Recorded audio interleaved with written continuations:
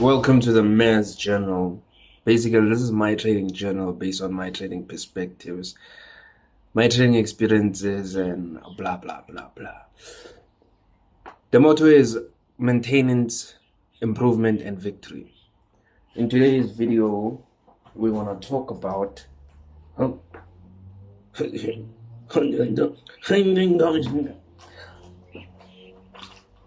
that's racist, apparently. So, yeah, we want to talk about it always seems impossible until it's done by Nelson Mandela. So we want to talk about idea of a process. And I used to send training material to this guy. It's like someone I look up to. So I'd send him trading material, and it always say the same thing: practicality, practicality, practicality. So I believe in that, and I believe everything should be from a point of view of practicality. I can't teach journal something I don't do or didn't do. Now this is a process. It's a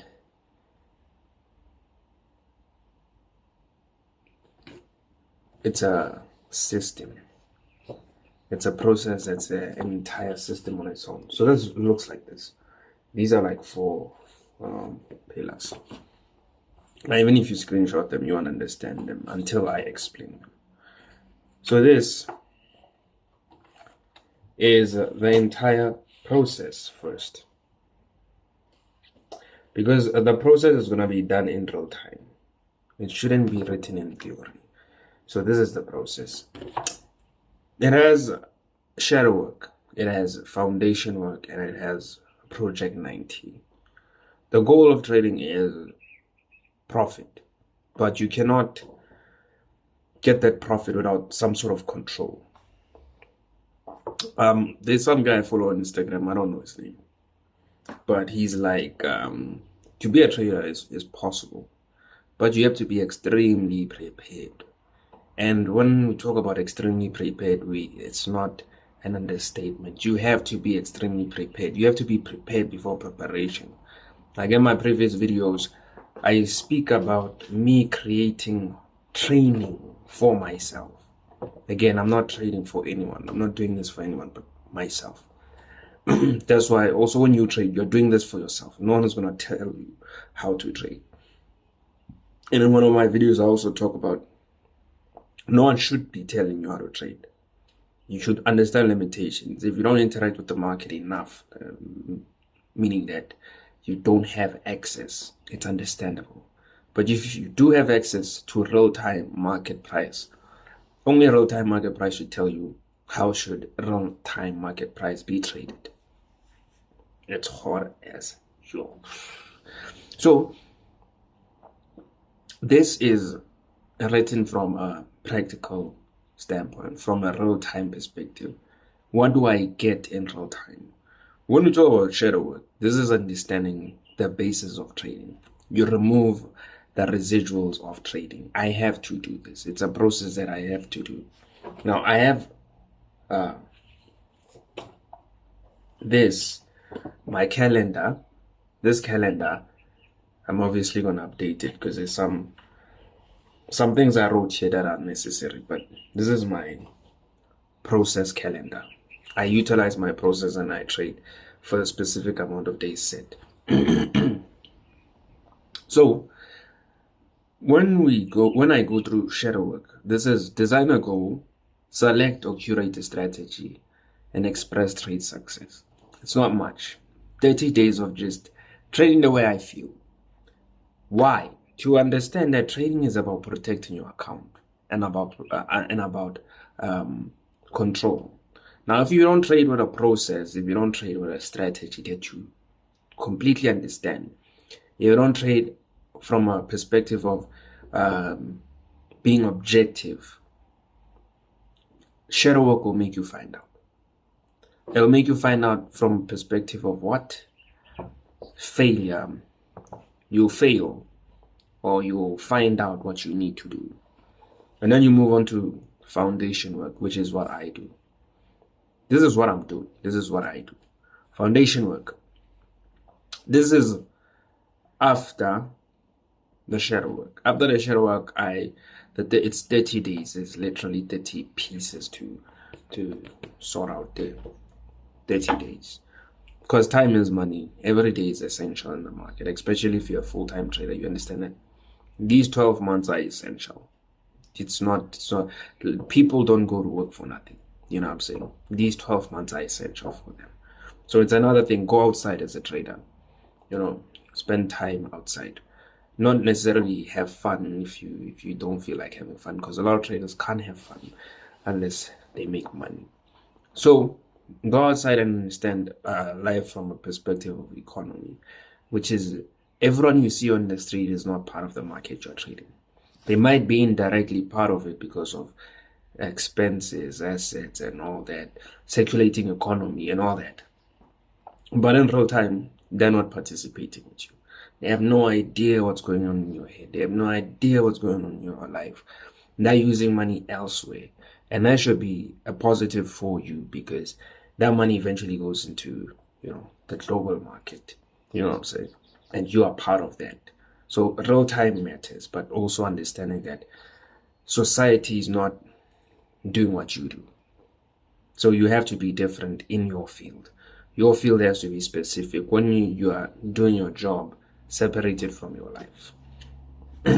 Not too much though, because social is economy and economy is social, at a specific degree. So after the shadow work, I do foundation work. Before I do foundation work, I have to do some sort of training. Go through the videos, understand what market structure is, understand what market context is, understand what risk management is, understand the perspective of goal setting, understand the perspective that I'm going to attempt the goal, explain the necessary processes within the process, which is sketching on my chart, which is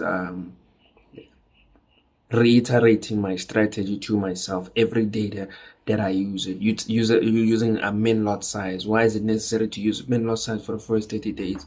It's not necessarily for profit. It's for control, to understand where profit comes from, where I best find the trades, where I'm most efficient. Again, you are the trader who's going to make this come into fruition, into a success. So you have to put out the best conditions for you to succeed. So that's the first 30 days foundation. After foundation, I have my calendar. This means I'm prepared. You don't train because you just want to attempt. You train because you want to prove that you are prepared. Understanding that you could fail doesn't mean you are going to fail. Being afraid of failing doesn't mean you are going to fail. You just need to prepare and take it as an attempt that I am going to succeed. Then failure would be a feedback, and failure is something that has never happened in the future yet. So failure is always in the past. No matter how you view it, it's always in the past. When it comes to the market, failure is always in the past. So when I attempt Project 90, I also have some keywords here. Okay, before I go to Project 9, let me go to the foundation. The keywords is journaling. The keywords is feedback. Keywords is cited, sketched. Keyword is time frame, structure, trade. The keyword is structure. You know what I'm saying? These are keywords. Now in the project, the keyword is slow, steady, relaxed. Trades instead of targets. Winning trades, like I said. You utilize the smallest lot size in order to win trades. Winning a trade is like if the market is moving down for like a longer period of hours, you are in that trade using the smallest lot size. That means you could have profited regardless of how you executed the trade. It's not the only way to trade. It's based on this situation of curating control and direction. This is like the easiest way to trade. Obviously, that's why now I have my competitive trading strategy. Because yes, I am going to put these elements in there because I'm still creating this training that I'm creating in. there are certain elements that are important, like journaling, sketching, rehearsing my strategy again and again. I should have specific challenges for that process. So month 1, match the image. This is the easiest way I wrote it down for anyone to understand. Month 1, now I'm talking about strategy. Match the winning day, match the image consistently, and build confidence. Don't try to be correct. Try to be honest and timely. Do you understand that? I read market context for what it is, and I try to make the easiest profit that I can from that. Try to find ease in the market so I can make my brain used to the activity of choosing ease. Month 2, intention-based trading. Using one pair and specific time frame data to complete time frame interaction and intentional trades. Okay, swing the daily and trade the H4. Less noisy, easy to read, and fruitful trades. Okay, that I didn't do. Month 2, I carried on using 3 pairs. Why didn't I do this? Because this was created after, the completion of the strategy. This is me updating, understanding it.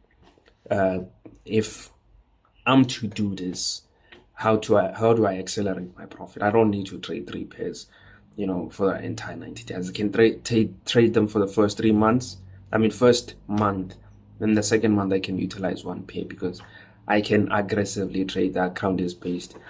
This is when I'm not really trying to follow the process. But it has a good briefing, which is the challenges. The reason there's 1 pair trading, the challenges were based on 1 pair. As I did more research and I, went through my trades and found out, the objective sides of it is that I can use multiple pairs. And again, max amount of pairs is 3. I can use 3 pairs with the same intention of choosing time frame based trades that are fruitful and least noisy.